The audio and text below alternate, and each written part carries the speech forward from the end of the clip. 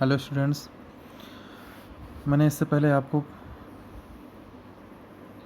मैंने velocity triangle for पेल्टनवल turbine मैंने पढ़ा दिया था, जो कि इसमें ये वेलोसिटी ट्रायंगल इनलेट और आउटलेट में मैंने पढ़ा दिया था। एक ये वेलोसिटी ट्रायंगल आउटलेट पे, ये वेलोसिटी ट्रायंगल इनलेट पे, जो कि मैंने अलग अलग करके पढ़ाया था, जिसमें V1 VR1 U1 इससे पहले के वीडियो में मैंने ये चीज़ भेज रखा है आपको, जिसमें H is the gross head, net head, head loss, ये चीज़ें आपने होपफुली आपने इसको पढ़ा होगा। V1 equal to V1 equal to √2GH free fall velocity मैंने बताया था। U इक्वल टू πdn/60 होगा। U1 इक्वल टू U2 होगा। U1 इक्वल टू U2 हो जाएगा, यहाँ पे U1 इक्वल टू U2 हो जाएगा, क्योंकि दोनों के डायमीटर सेम है इनलेट और आउटलेट पे, इसीलिए सेम डायमीटर पे इनलेट भी होगा, आउटलेट भी होगा। और मैंने बताया था VR1 equal to V1 minus U1, यानी U1 मीन्स U, क्योंकि यहाँ से ये U1 और U सेम है। और V1 इक्वल टू VW1, ये वेलोसिटी ट्रायंगल से होगा। किस तरह से होगा आप देख लीजिए, यहाँ पे V1 और VW1 यहाँ पे सेम है, और VR1 equal to V1 minus U1 ये होगा।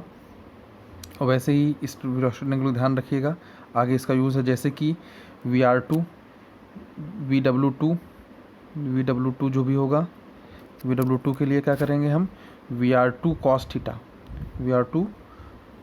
थीटा cos फाई, ये फाई जो एंगल है VR2 cos फाई आगे है, क्योंकि ये जो इसका हॉरिजॉन्टल कंपोनेंट पूरा यहाँ से यहाँ तक का VR2 cos फाई, इसका हॉरिजॉन्टल कंपोनेंट बनेगा VR2 cos फाई, यहाँ से यहाँ तक पूरा ये वैल्यू सारी, ठीक है।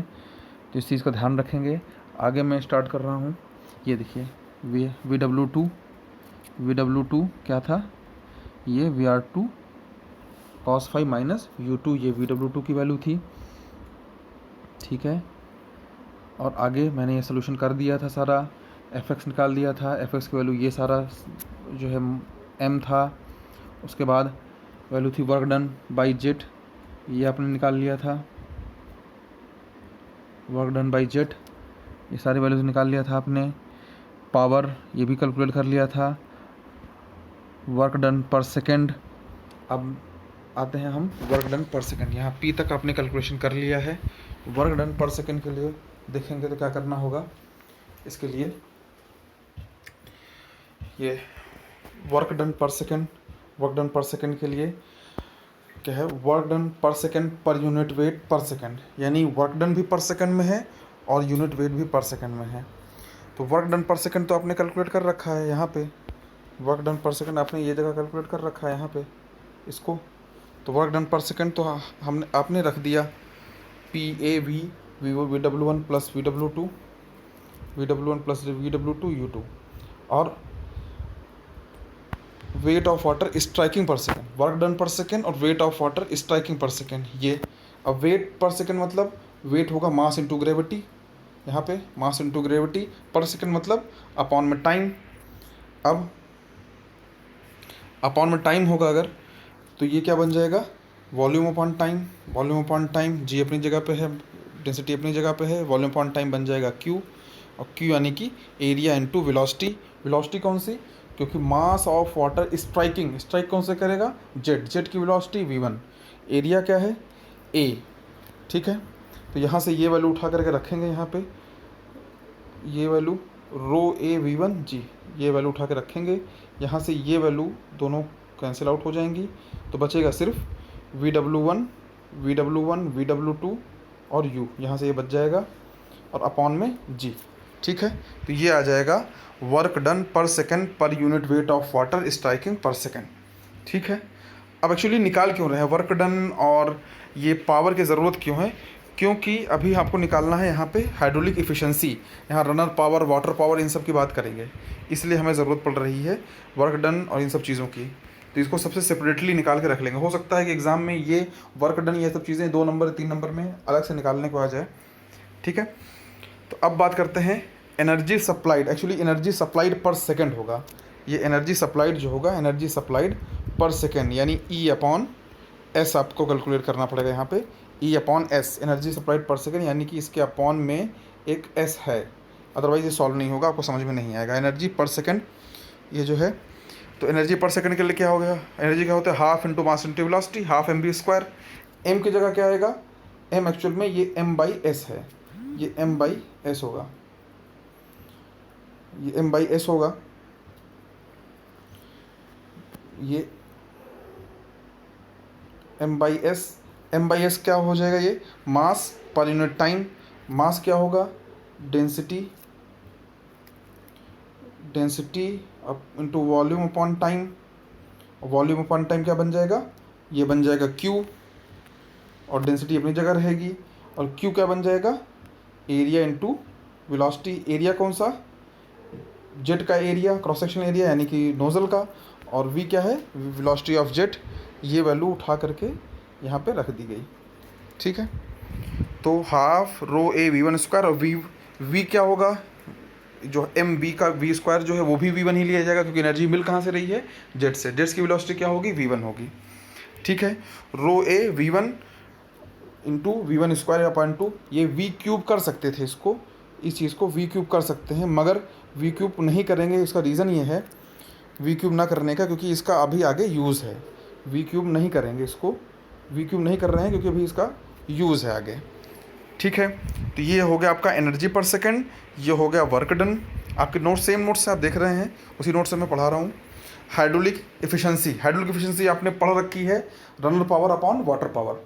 अगर आपको एफिशिएंसी याद करने में कोई प्रॉब्लम हो रही है, या फॉर्मूला बार बार भूल रहे हैं, या समझने में कोई दिक्कत हो रही है, तो प्लीज़ लेट मी नो। आप लोग का कोई रिस्पॉन्स नहीं मिलता है, समझ में नहीं आता कि आपको क्या चीज़ समझ में आ रही है, क्या चीज़ समझ में नहीं आ रही है। तो हमें जो चीज़ टफ टॉपिक लग रहे हैं उनमें हम बार बार वीडियोज़ बना रहे हैं, सारे फैकल्टीज़। तो अब है hydraulic efficiency, runner power upon water power. Runner power यानी work done per second upon kinetic energy of jet per second. Work done per second, work done per second, work done per second आपने निकाला है, क्या होगा यहाँ पे, work done per second ये value rho A V one V W one plus V W two into U, इससे पहले कैलकुलेट कर चुके हैं। अपॉन में क्या होगा, काइनेटिक एनर्जी, काइनेटिक एनर्जी अभी आपने कैलकुलेट करी, इससे ऊपर काइनेटिक एनर्जी ये 1/2 रो ए वी वन और वी वन स्क्वायर, तो ये वैल्यू उठा के रख दिया। अब मैंने बताया था वी क्यूब नहीं कर रहे हैं, क्यों, क्योंकि रो ए वी वन से row A V one cancel out हो जाएगा, ये वैल्यूज़ दोनों कैंसिल आउट हो जाएंगे, इसलिए इसको वी क्यूब नहीं किया गया था, ठीक है। तो बन गया hydraulic efficiency 2 VW1 plus VW2 U into 2 VW1 plus VW2 into U upon V one square, ये आ गया हाइड्रोलिक एफिशिएंसी का फॉर्मूला। यहाँ तक तो सोल्यूशन था। मैंने बोला था आपको ये वैल्यूज़ याद रखेंगे कि VW1 VW1 और VR1 equal to V1 minus U1, VW2 VR2 cos theta minus U, ये सारी वैल्यूज़ याद रखेंगे क्योंकि इसका यूज़ आगे है। तो ये अब इसका यूज़ होगा VW2 और VW1 के फॉर्म को अलग करने के लिए। अगर न्यूमेरिकल में VW1 और VW2 के फॉर्म में अगर वैल्यूज़ गिवन है, जो कि नॉर्मली नहीं गिवन होती, क्योंकि वेलोसिटी ऑफ जेट गिवन होगी और आउटलेट वेलोसिटी गिवन होगी या वेलोसिटी ऑफ रनर गिवन होगी, तो इसी फॉर्म में आपको इस अपने फॉर्मूले को भी चेंज करना पड़ेगा। तो अब क्या हो गया, ये VW1 यानी वेलोसिटी ऑफ व्हील के फॉर्म में, VW1 VW2 के फॉर्म में आपका हाइड्रोलिक एफिशिएंसी आ गई। अब इसको कन्वर्ट करना हमें V1 और VR1 U1 के फॉर्म में। इसके लिए क्या किया हमने, ये सारी वैल्यूज़ जो भी थी आपकी VW1 U1, इनको कन्वर्ट कर लिया। तो ये आपका जो सॉल्व करना है, ये सिर्फ VW2 को सॉल्व करना है। तो VW2, हाँ एक चीज़ वहाँ पे था, आपको मैं दिखा देता हूँ फिर से इसी नोट्स में, जो था कि ये if the wheel is smooth condition है, ये हमारा एक तरीके से अजम्पशन है, क्योंकि न्यूमेरिकल में आएगा कि inlet velocity is the 80% of outlet velocity, यानी 0.85 हो जाएगा। पर अगर कोई लॉस नहीं है, ये जो व्हीन स्मूथ है, तो ये अजम्पशन मान के चल रहे हैं कि ये VR1 VR2 इक्वल होगा और V1 V2 इक्वल होंगे, ये दो चीज़ें इक्वल होंगी। और आइडियल कंडीशन के लिए ये U भी इक्वल हो जाएगा। आइडियल कंडीशन मतलब जिस वेलोसिटी से जेट स्ट्राइक कर रहा है उसी वेलोसिटी से रनर जो है मूव करना स्टार्ट कर दे, जो कि पॉसिबल नहीं है, बट ये आइडियल कंडीशन में ये भी हो सकता है। तो इस चीज़ का आगे यूज़ है आपके डेरिवेशन में, जहाँ मैंने अभी आगे बताया था आपको। यहाँ पे, यहाँ तक सॉल्व कर दिया था इसका VW1 V1। अब VW2 की जगह क्या है VR1, ये क्या है VW1 इक्वल टू V1 है, VW1 इक्वल टू V1 और VR1 equal to VR1 minus, ये ऊपर सॉल्व कर रखा है, VR1 इक्वल टू VR2 है, ठीक है। और VW2 ये चीज़ें ऊपर हैं। अब इसमें क्या है वैल्यूज़ रखना है सबकी। वैल्यूज़ कैसे रखेंगे, तो ये क्या आएगा VR1 की जगह क्या आएगा VW1 minus U1। VW1 minus U1 कैसे, क्योंकि VR1 equal to V1 minus U1 है ये, ठीक है, U1 माइनस U1 है।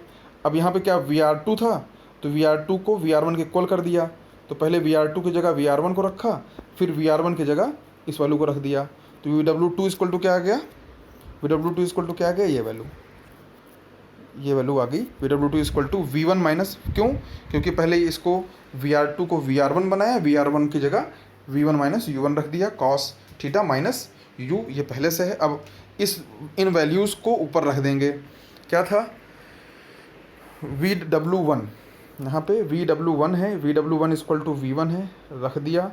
VW2 की जगह ये पूरी वैल्यू है, रख दिया, इंटू U पहले से है, अपॉन में V1 स्क्वायर, ये वैल्यू कटने के बाद आ गई थी, ये वैल्यूज़ रख दिया। अब इसको सॉल्व करेंगे। इसको सॉल्व करने के लिए क्या किया, V1 एज इट इज़ आ गया।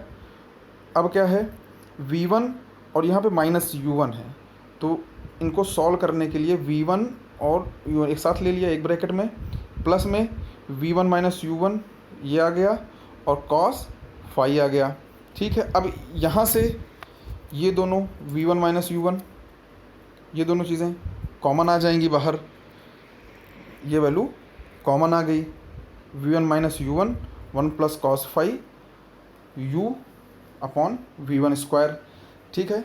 The efficiency will be maximum for given value of V1 व्हेन, अब मैक्सिमम एफिशिएंसी मैक्सिमम मिनिमा की कंडीशन लगा देंगे, डिफरेंशिएशन वाली condition, D H upon with respect to U के लिए क्यों करेंगे, क्योंकि रनर पावर ही डिपेंड करेगा एफिशिएंसी के लिए, इसके लिए U के रेफरेंस में हमने डिफरेंशिएशन डाल दिया। डिफरेंशिएशन के लिए ये पॉइंट हमने डिफरेंशिएट में सिर्फ रख दिया, बस अभी ये वैल्यू रख दिया है, ठीक है। डिफरेंशिएशन में ये वैल्यू एज ए कांस्टेंट बाहर आ गई। अब ये दो वैल्यूज़ बच गई, दो वैल्यूज़ में अब इक्वल टू ज़ीरो है, तो या तो ये टर्म ज़ीरो होगा या तो ये टर्म ज़ीरो होगा, तभी दोनों मल्टीप्लाई होने के बाद ये टोटल टर्म ज़ीरो हो सकता है। तो अदरवाइज़ ये होगा ज़ीरो या फिर दूसरा टर्म ज़ीरो होगा, ये होगा ज़ीरो, ये ज़ीरो हो नहीं सकता, क्यों, क्योंकि इसमें कहीं माइनस नहीं है एक तो, दूसरी चीज़ 1 प्लस और V1 अगर ज़ीरो हो जाएगा तो V1 मतलब फ्लो हो ही नहीं रहा है, तो फिर एफिशिएंसी का मतलब क्या, कोई चीज़ ज़ीरो हो नहीं सकती, ठीक है। 1 ऊपर प्लस में है तो कोई भी वैल्यू आएगी इसमें, तो ये 1 प्लस हो करके इसको ज़ीरो से होने से काम कर देगा ख़त्म। तो इस तरह से ये चीज़ ज़ीरो नहीं हो सकती। दूसरी चीज़ ज़ीरो हो सकती है, अगर दूसरा टर्म ज़ीरो हो सकता है तो इस टर्म को हमने डिफ्रेंशिएट कर दिया, सिंपल डिफ्रेंशिएशन है 2V1 माइनस 4U। इसको सॉल्व करोगे आप तो इसको आ जाएगा U इक्वल टू V1/2, यानी सिंपल एक कंक्लूजन निकल गया कि जो है जब हाइड्रोलिक एफिशिएंसी मैक्सिमम होगी, wheel will be max when the velocity of wheel मतलब U, velocity of wheel is half the velocity of jet of water at inlet. जब V1 यानी ये V1 जो है U जो है U V1 का हाफ होगा, तब जो है वेलोसिटी एफिशिएंसी मैक्सिमम होगी। अब एफिशिएंसी मैक्सिमम के लिए अब मैक्सिमम एफिशिएंसी होगी कितनी, कैलकुलेशन ऑफ मैक्सिमम एफिशिएंसी। अब क्या कर दिया, इस वैल्यू में जो भी वैल्यू थी ये जो वैल्यू थी इसमें हमने U की जगह V1/2 हमने रख दिया। अब इसमें V की जगह U की जगह V1/2 रख देंगे। U की जगह जब V1/2 रख देंगे इसमें, ये देखिए यहाँ पे U की जगह हर जगह U की जगह V1/2 हमने पुट कर दिया है इसको, U की जगह V1/2 पुट कर दिया, तो ये V1 माइनस V1/2, ये तो V1/2 आ गया, तो V1/2 ये इधर है upon V1 square, V1 into V1 square cancel हो जाएगा, 2 से 2 कैंसिल हो जाएगा, सिर्फ बचेगा अपॉन में 2 और 1 प्लस कॉस फाई, ये दो चीज़ें बच जाएंगी, तो 1 प्लस कॉस फाई आ गया अपॉन में 2 आ गया, ये आ गया मैक्सिमम एफिशिएंसी की वैल्यू। यानी मैक्सिमम एफिशिएंसी निकालना है तो आपको सिर्फ थीटा मालूम होना चाहिए, सॉरी फाई मालूम होना चाहिए। फाई मालूम हो करके आप इसको कैलकुलेट कर लेंगे। ये तो सारे जो फॉर्मूले यूज़ होने हैं इसके डेरिवेशन में वो हो गया। अब आगे आपका ज़रूरत जो भी स्टार्ट होगा वो होगा न्यूमेरिकल पोर्शन। न्यूमेरिकल पोर्शन के लिए कुछ पॉइंट्स जो हैं जो कि आपको याद रखने हैं, ये है कि V1 क्या चीज़ होगा, ये V1 जब भी कैलकुलेट करेंगे √2GH और कोफिशिएंट ऑफ वेलोसिटी से मल्टीप्लाई करना होगा, ठीक है। और कोफिशिएंट ऑफ वेलोसिटी 0.98 से 0.99 तक रखी जाएगी। h क्या होगा, जहाँ भी h रखना है वो नेट हेड रखना है, u की वैल्यू πdn/60 रखना है, और u equal to 5 star. 5 star क्या है, स्पीड रेशियो है, एक्चुअली स्पीड रेशियो है ये, सॉरी u/v1 का रेशियो है, u/v1 का रेशियो है। v1 यानी कि अब इक्वल टू 5 स्टार, कुछ और भी लिख सकते हैं, ये होगा 5 स्टार, ठीक है। ये u/v1, ये इसको वेलोसिटी रेशियो बोलेंगे। एक्चुअल में जब वेलोसिटी रेशियो गिवन होगा तो v1 की वैल्यू में ये वैल्यू मल्टीप्लाई हो जाएगी। एक्चुअली देखिए तो √2GH, एक मिनट, ये √2GH जो है, ये √2GH क्या है, ये एक्चुअल में v1 ही है, वेलोसिटी रेशियो जब CV के अलावा। तो ये 5 क्या होगा, वेलोसिटी रेशियो से v1 में मल्टीप्लाई करेंगे, आपको u की वैल्यू मिल जाएगी। अब ये वैल्यू स्पीड रेशियो कितनी होती है, 0.43 से 0.48। ये सब नंबर वैल्यूज़ हैं, आपको जो न्यूमेरिकल सॉल्व करने के लिए हेल्पफुल होंगी। इनको याद रखना पड़ेगा आपको, ये नंबर वैल्यूज़ हैं सारी। The angle of deflection of jet through bucket is taken as 165। अगर गिवन नहीं है तो एंगल ऑफ डिफ्लेक्शन यानी कि जो एक ये बना हुआ था, मैंने बताया था कि यहाँ से वेलोसिटी इधर चली जाएगी, अब इसको आगे ये जो एंगल होगा ये वाला, ये एंगल ऑफ डिफ्लेक्शन है, वो जनरली अगर गिवन नहीं है और न्यूमेरिकल सॉल्व नहीं हो पा रहा है तो 165 डिग्री अज्यूम कर सकते हैं, ठीक है। The main diameter of the pitch, main diameter या पिच डायमीटर आपका capital D, main diameter pitch diameter जो भी होगा ऑफ द पेल्टन व्हील, ये जो डायमीटर है उसका कैपिटल D, ये πdn u से निकल सकती है, u इक्वल टू πdn/60 होता है ना, उस u की वैल्यू से इसको निकाल लेंगे, पिच डायमीटर बोलते हैं इसको। एक होता है jet ratio is define the ratio of the pitch diameter to the Pelton wheel capacity of the Pelton wheel of the diameter jet. It is denoted by m, capital D upon small d। Pitch diameter यानी कि wheel का diameter upon diameter of jet यानी कि जो jet जो बन रहा था इसका डायमीटर, ये स्मॉल d होगा, और जो व्हील है ये व्हील का डायमीटर कैपिटल D होगा, ठीक है। ये होगा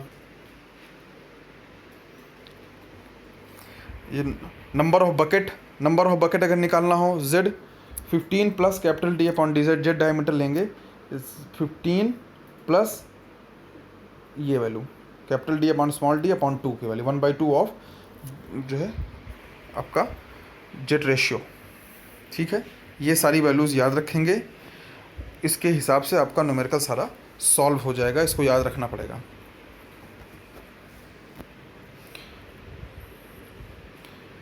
अब नंबर ऑफ जेट एक्चुअल में होता क्या है कि एक टरबाइन को रन कराने के लिए ज़रूरी नहीं है कि सिर्फ एक ही जेट रन कराया जाए, एक ही जेट हो जिससे अब यूज़ करें, मल्टीपल जेट भी यूज़ किए जाते हैं। तो ये जो है टॉपिक, इसमें number of jet is obtained by dividing total rate of flow मतलब टोटल जितना फ्लो है। अब ज़रूरी नहीं है कि वो सारा का सारा फ्लो एक ही जेट से जाए, हो सकता है कि 2 या 3 जेट की ज़रूरत पड़े, तो टोटल रेट ऑफ फ्लो और एक जेट से जितना फ्लो होगा उसे डिवाइड कर देंगे, नंबर ऑफ जेट आ जाएंगे। वो ये कोई बड़ी इशू नहीं है, वैसे बहुत कम ही कैलकुलेट करने को आता है, ठीक है। तो अब नेक्स्ट लेक्चर में मैं इस पे बेस्ड न्यूमेरिकल आपको समझाऊंगा, क्योंकि थोड़ा सा टफ है। एक न्यूमेरिकल बता दूंगा, बाकी आपको ज़रूरत पड़ेगी जब, तो आप लोग उसको मुझसे पूछ लेंगे, मैं इसी तरह से इसी नोट्स पे आपको एक्सप्लेन कर दूंगा।